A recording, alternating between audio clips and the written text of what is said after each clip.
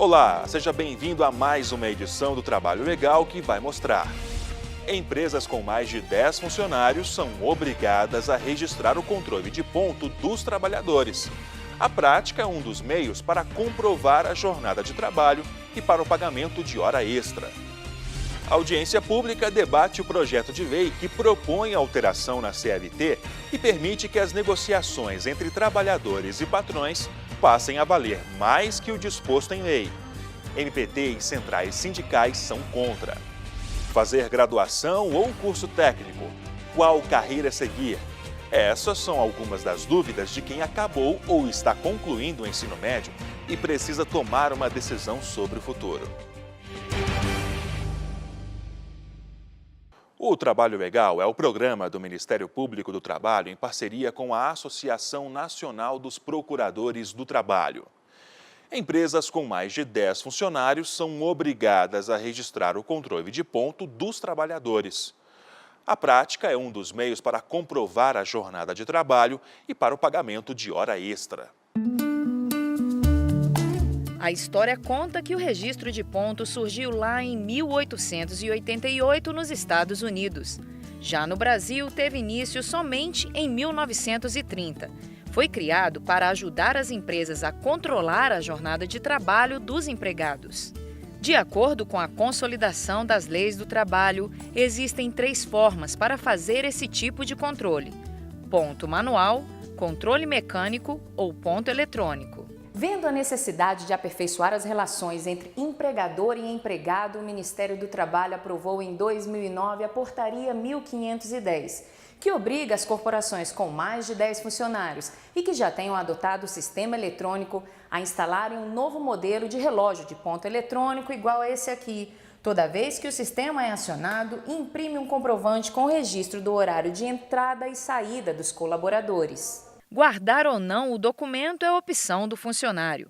Esse papelzinho servirá como prova fundamental para comprovar a jornada de trabalho. Então, é muito importante que o trabalhador ele guarde esse recibo, né, impresso do controle de jornada, porque nós sabemos que, uma vez informatizado o controle de ponto, pode ser mexido, ele pode ser fraudado. Então é muito importante para fazer a comparação dos controles de jornada. Algumas empresas imprimem ao final do mês para que o trabalhador assine. Então ele tendo aquele recibo, ele pode comparar antes de assinar, ou até mesmo num eventual processo trabalhista. A jornada de trabalho é o período de tempo que o empregado presta serviços ou fica à disposição do empregador. Por lei, salvo algumas exceções, a jornada de trabalho é fixada no máximo em 8 horas diárias e 44 horas semanais. Os intervalos também precisam ser registrados. Na jornada de 8 horas diárias, o intervalo é de 1 a 2 horas diárias e na jornada de 6 horas é de 15 minutos. O registro das horas trabalhadas sempre devem ser feitos de forma fiel. Muito importante que o trabalhador ele tenha consciência que o horário deve ser colocado exatamente aquele de entrada, saída para o almoço, o retorno do almoço e a saída. Quando eu falo exatamente, são os horários quebrados. Não se deve arredondar, né? Então, 7h58, saiu às 11h57. Isso é muito importante, porque a reunião desses minutos você pode ter um benefício de até 10 minutos na soma desses minutos. Então, você pode ter uns 5 minutos de atraso, por exemplo, ou de adianto, não tem problema, desde que não ultrapasse 10 minutos diários. Existem funcionários que não precisam registrar os horários de trabalho. Existem certos trabalhadores, conforme o artigo 62 da CLT, que não estão sujeitos ao controle de jornada. São os chamados trabalhadores externos, porque não há como fiscalizar essa jornada. Então, aqueles que trabalham fora do âmbito da empresa, esses trabalhadores externos não estão sujeitos ao controle de jornada. E os que exercem cargos de confiança, diretores, chefes, gerentes, esses que exercem cargos de confiança também não estão sujeitos ao controle de jornada.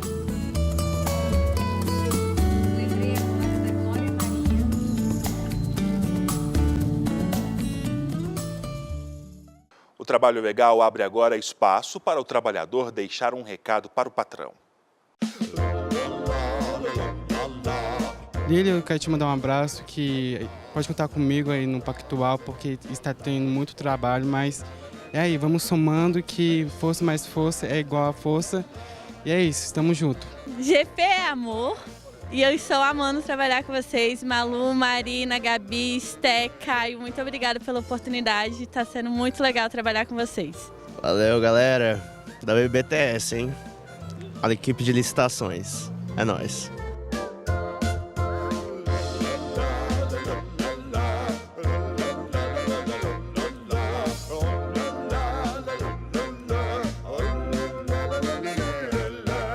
O Trabalho Legal faz agora uma pausa e vai mostrar depois no intervalo.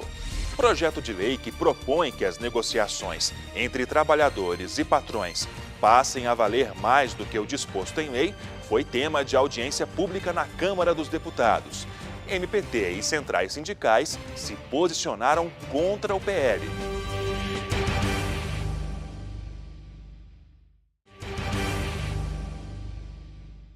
O balanço das atividades do Tribunal Superior do Trabalho foi divulgado durante sessão de encerramento do semestre judiciário do órgão. O balanço foi apresentado pelo presidente do TST, ministro Ives Gandra Martins Filho. No primeiro semestre de 2016, foram julgados 138 mil recursos, número menor que o do mesmo período do ano passado, que contabilizou 147 mil recursos julgados. Hoje, o resíduo total de recursos a serem julgados pelo tribunal é de 259 mil. Uma coisa que impressiona nesse balanço é ver como a Lei 13.015 ela acabou fazendo com que os processos fossem represados nos TRTs para que fizessem a uniformização dentro dos próprios TRTs, e isso só vai acabar chegando no TSE daqui a algum tempo, quando houver divergência registrada entre vários tribunais. Mas nessa entre-safra, o que está acontecendo é que nós tivemos uma redução de praticamente 20% dos processos que subiam ao TST. O Procurador-Geral do Trabalho, Ronaldo Fleury, esteve presente na sessão e parabenizou a atuação do TST. Durante o mês de julho, os magistrados estarão de férias coletivas. As atividades serão retomadas no dia 1º de agosto. A Comissão de Trabalho, Administração e Serviço Público da Câmara dos Deputados realizou audiência pública para debater o projeto de lei que trata do negociado sobre o legislado. Caso aprovado, as negociações entre trabalhadores e patrões passam a valer mais do que o disposto em lei, e isso pode trazer retrocessos aos direitos trabalhistas. O negociado sobre o legislado é uma tentativa de modificar a consolidação das leis do trabalho. Por esse motivo, a Câmara dos Deputados realizou audiência pública para discutir o projeto de lei que trata do tema. A proposta discutida foi o projeto de lei 4.962 de 2016, apensado ao PL 427 de 2015. Para a discussão, a audiência contou com representantes de várias entidades: Tribunal Superior do Trabalho, sindicatos, deputados federais, Ministério Público do Trabalho, entre outros. Para o coordenador nacional de promoção da liberdade sindical, João Carlos Teixeira, o projeto discutido é um retrocesso aos direitos dos trabalhadores. Esse projeto, ele efetivamente representa uma ameaça ao direito do trabalho. Ele é bem claro em possibilitar que, através de uma negociação coletiva, direitos previstos na CLT possam ser retirados, né? Podem ser revogados pela vontade das entidades sindicais. Vontade essa que nem sempre é legítima, né? Dada a fragilidade da representação sindical, tá? E a fragilidade dessa representatividade em decorrência do baixo nível de sindicalização. E como diz o ditado, a corda sempre arrebenta do lado mais fraco. Os trabalhadores sempre pagaram pato, sempre pagam pato. Vão pagar o pato na reforma da Previdência e agora essa reforma trabalhista, que aí né? E tentando flexibilizar o direito do trabalho, supostamente com o apoio dos próprios trabalhadores, já que o sindicato, né, é dos trabalhadores, mas sindicatos frágeis, que não têm representatividade, não têm condições de conduzir uma negociação de forma igualitária. 20 dos 27 ministros do TST assinaram um documento em que repudiam mudanças na legislação que tragam retrocesso social aos trabalhadores. Mesmo com as críticas ao projeto de lei discutido, o presidente da Corte defendeu a proposta. A Central Única dos Trabalhadores dá o alerta sobre a possibilidade de as negociações entre trabalhadores e patrões valerem mais do que o disposto em lei. É realmente um confronto direto com aquilo que nós conquistamos. E é importante também a gente lembrar o seguinte, que a Justiça do Trabalho está superlotada de ações trabalhistas e tem toda uma crítica à Justiça que também nós fazemos em vários pontos, mas o grande acúmulo de projetos ou de processos que tem na Justiça é decorrente da não negociação, que o empresariado brasileiro não cumpre as leis que nós temos. O que nós queremos é uma justiça mais forte, um empresário forte, não autoritário, no sentido de fazer negociação e de conceder realmente os direitos.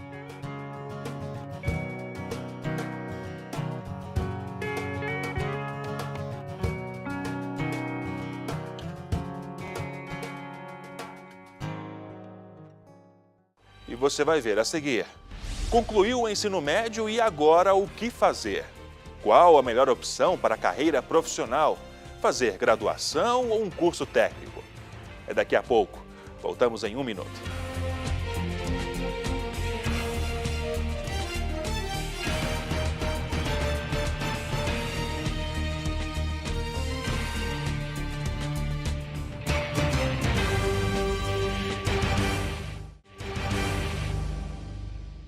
E você aí, terminou o ensino médio e agora não sabe o que fazer? Bom, você não está sozinho. Muitos estudantes ficam em dúvida sobre o futuro. É melhor fazer um curso técnico ou fazer um bacharelado? Para se adequar a cada decisão, tudo vai depender do objetivo do aluno. São necessários no mínimo 12 anos para que o estudante conclua o ensino médio. Durante esse período, é preciso encarar uma rotina de deveres de casa, trabalhos em grupo e provas. Mas isso pode ser encarado como apenas o início de tudo. E aí vem aquela dúvida à cabeça: o que fazer agora? As opções de formação são muitas. O aluno pode escolher, por exemplo, fazer um curso técnico, um bacharelado ou uma licenciatura. E o vestibular é o melhor caminho para definir qual área seguir. O vestibular realmente ele deixa a gente muito nervoso, né? Ainda mais quando a gente não sabe o que a gente quer fazer. Então a gente tem que estudar mais ainda para poder garantir. E eu acho que o maior alívio de todos é quando você escolhe o seu curso. Quando eu percebi que eu senti, né, que eu queria fazer as ciências sociais, bateu aquele alívio. E a gente já começa a ter um direcionamento bem melhor do que a gente quer no nosso futuro. A Júlia já está decidida. Só que muitos outros encontram dificuldades na hora de escolher qual é a melhor opção para o futuro. Para ajudar a acabar com essas dúvidas, uma solução pode ser procurar um orientador profissional. Eu penso que a maior função de um orientador profissional é auxiliar o aluno nessa caminhada. Caminhada essa que não começa na 3ª série do ensino médio, né? Então esse percurso vem muito antes, de modo que o aluno comece a tomar conhecimento em relação a esse mercado de trabalho. Né? Não adianta eu chegar a fazer um vestibular e achar que eu já entendi o que é esse mercado de trabalho, porque provavelmente tem alunos que não vão nem chegar a fazer um vestibular, né? Então o profissional na área de orientação profissional precisaria atuar com essa demanda, dessas angústias, né? Dessas escolhas com esses alunos, junto a esses alunos. O ensino técnico pode ser uma boa opção para quem procura se inserir rapidamente no mercado, já que dura em média 2 anos e garante ao aluno conhecimentos teóricos e práticos para atuar em diversas atividades do setor produtivo. Já os cursos de graduação são mais extensos, podendo chegar a 5 anos de duração. Eles se dividem em 3 tipos: o bacharelado, que forma o profissional com a visão geral do assunto estudado, a licenciatura mais voltada para a docência e o curso tecnológico, que visa a inserção do estudante em setores em que a tecnologia seja bastante utilizada, como cursos de eletrônica e segurança da informação. Nessa escola em Brasília, para facilitar a decisão do aluno, o acompanhamento vem desde cedo. Nós começamos desde o 9º ano com a proposta do trabalho do workshop das profissões. É um trabalho que acontece por meio de palestras, de estandes das universidades dentro da instituição, e o 9º ano toma conhecimento desse trabalho, é convidado a participar, né? Até para ele perceber o que ele vai estar conhecendo e entendendo qual é esse processo de ensino médio, né? A gente continua o trabalho quando eles chegam no ensino médio muito focado para o hábito do estudar, porque não adianta uma escolha profissional sem aquela rotina de estudo de fato. Em seguida, o aluno vai tendo mais maturidade, a gente vai levando o grupo para os espaços do curso superior, para saber se realmente é aquela escolha que eu vou fazer. E por fim a gente realiza um trabalho de orientação profissional. Mesmo com incentivo na escola, não é só o orientador ou o professor que podem ajudar na decisão do aluno. Gabriel optou cursar medicina por influência de sua família, quando se interessou pelo trabalho da mãe, que é enfermeira. Ao longo do tempo eu fui vendo que eu seria mais feliz, seria uma profissão mais bem exercida comigo se eu fosse um bacharel em medicina, pelo fato de eu começar a gostar e buscar cada vez mais, estar indo além, conseguindo salvar vidas, cuidar de vidas, que é uma coisa tão importante para a nossa sociedade hoje, principalmente pelo fato da nossa saúde pública estar tão precária. Gabriel admite que no início ficou indeciso sobre a escolha. Vendo por esse âmbito, pelo fato da ampla concorrência, né, porque hoje muitas pessoas querem medicina, no instante, sim, eu poderia buscar como uma segunda opção, mas primeiramente eu acredito acreditei, né, que eu consigo, estudando, me dedicando, buscando cada vez mais conhecimento para tentar me destacar dentro no vestibular, na hora do vestibular, na hora de buscar minha vaga, né? Mas eu acredito que se eu conseguir continuar persistindo, eu vou conseguir. Gabriel deixa a dica para quem ainda está indeciso no que fazer após o ensino médio. Eu acho que o fundamental é você não simplesmente ouvir só as outras pessoas ou encarar barreiras, como principalmente igual da medicina de ampla concorrência, muitas vagas, mas o fundamental é você acreditar no seu potencial, se dedicar, buscar, porque tem uma frase, né? Não existe vitória sem luta, né? Então quem persiste consegue.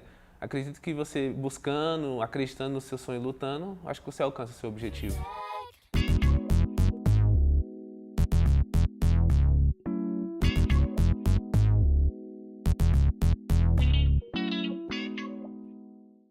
E agora uma pergunta: será que os agentes públicos estão seguros durante o exercício da função?